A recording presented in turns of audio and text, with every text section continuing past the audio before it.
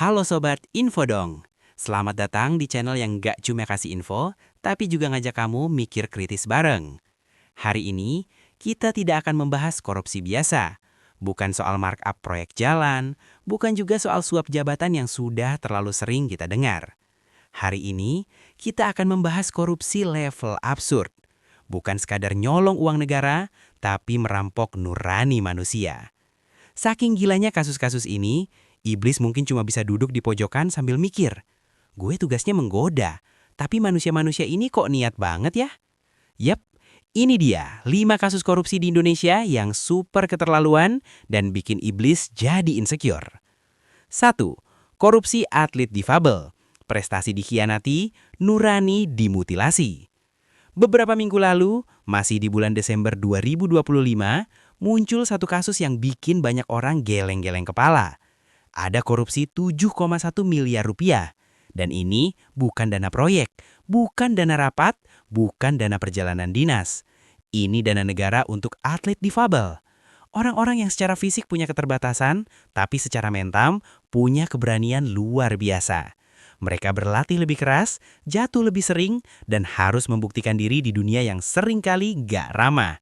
Dana ini harusnya dipakai buat untuk alat latihan khusus, pembinaan jangka panjang, nutrisi, transportasi, dan pendampingan.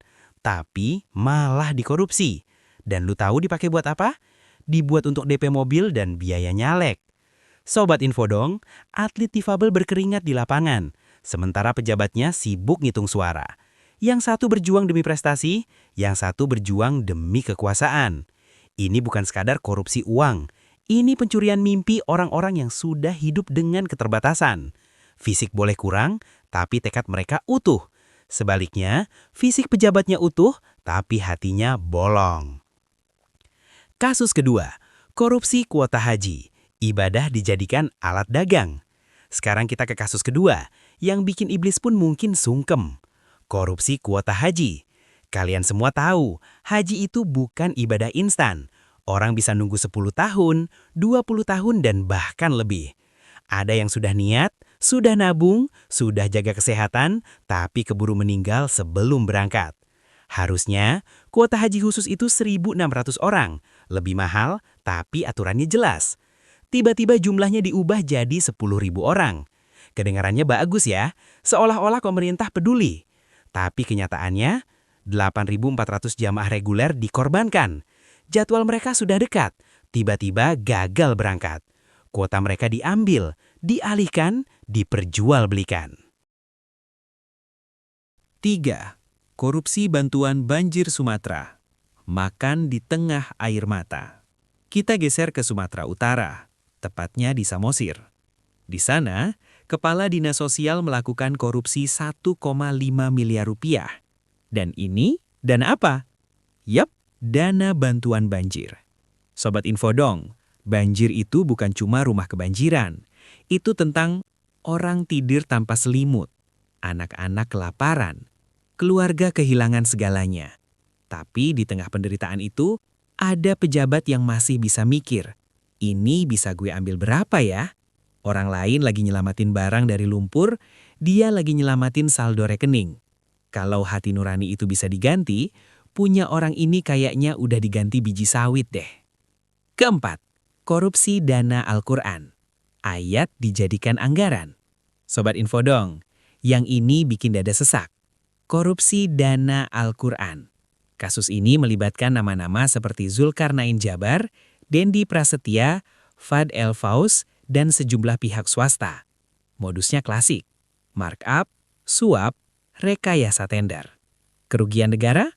Puluhan miliar rupiah. Dana yang harusnya dipakai untuk pengadaan Al-Quran, pendidikan keagamaan, generasi muda. Malah dijadikan bancakan. Ayat suci berubah jadi angka, kitab suci berubah jadi proposal, iman berubah jadi komisi. Yang paling ironis, ini terjadi di lembaga Kementerian Agama yang seharusnya menjunjung tinggi moral. Kalau kitab suci saja dijadikan ladang korupsi, jangan heran kalau kejujuran tinggal cerita. Kelima, korupsi bansos COVID-19, kejahatan di puncak krisis. Dan inilah salah satu kasus paling ironis dalam sejarah Indonesia modern. korupsi bansos COVID-19 oleh Menteri Sosial Juliari Batubara. Ingat pandemi? Saat orang kehilangan pekerjaan, ekonomi lumpuh, jutaan keluarga bergantung pada bansos hanya untuk bisa makan. Di tengah kondisi itu, Juliari justru menjadikan bansos sebagai ladang korupsi. Dia terbukti menerima suap sekitar 32,48 miliar rupiah. Modusnya? Memotong Rp10.000 dari setiap paket sembako, nilai paket Rp300.000. Jumlah paket? Jutaan. Bayangkan, Sobat Infodong, dari setiap paket bantuan untuk orang kelaparan, ada pejabat yang ambil jatah. Ini bukan sekadar korupsi, ini kejahatan saat bencana nasional. Sobat Infodong, dari atlet difabel, jamaah haji, korban banjir, kitab suci hingga rakyat miskin saat pandemi, semua punya satu kesamaan. Yang pertama, korban selalu yang paling lemah. Yang kedua, pelaku selalu yang punya kuasa. Dan selama hukum masih bisa ditawar, hukuman terasa ringan, publik cepat lupa, maka korupsi akan terus hidup. Korupsi bukan cuma soal uang, ini soal hilangnya rasa malu. Nah, sekarang giliran kalian nih Sobat Infodong. Menurut kalian dari 5 kasus ini, mana yang paling menyakitkan? Atau ada kasus-kasus lain yang lebih parah lagi? Tulis pendapat kamu di kolom komentar ya. Dan jangan lupa like, subscribe channel ini, dan nyalakan lonceng notifikasinya. Biar kamu nggak ketinggalan info-info penting lainnya. Karena di sini bukan cuma kasih info, tapi info dong.